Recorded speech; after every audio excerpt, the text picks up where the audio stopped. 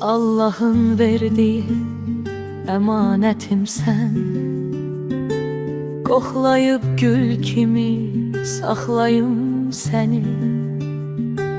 Ömrünü ömrümə bağlayıb bir gün, xoşbəxtlik badəsin içim səninlə.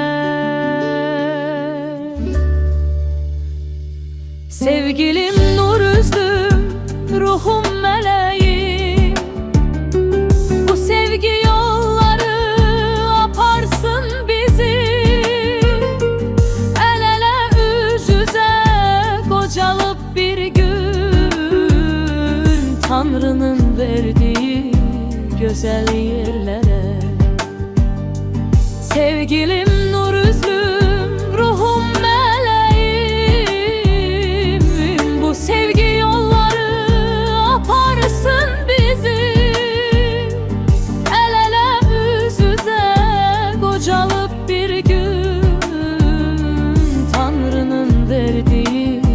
güzel yerlere.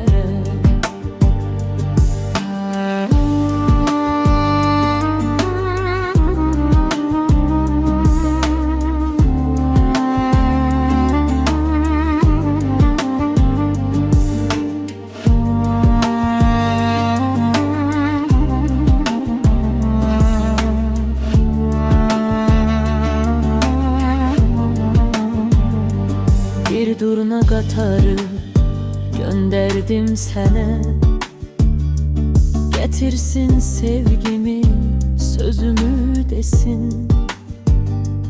Kopardı bağ yumuşak lelekleriyle, sevgimi yazacak pencerelerine. Sevgilim nur üzlüm, ruhum meleğim, bu sevgi yolları aparsın bizi.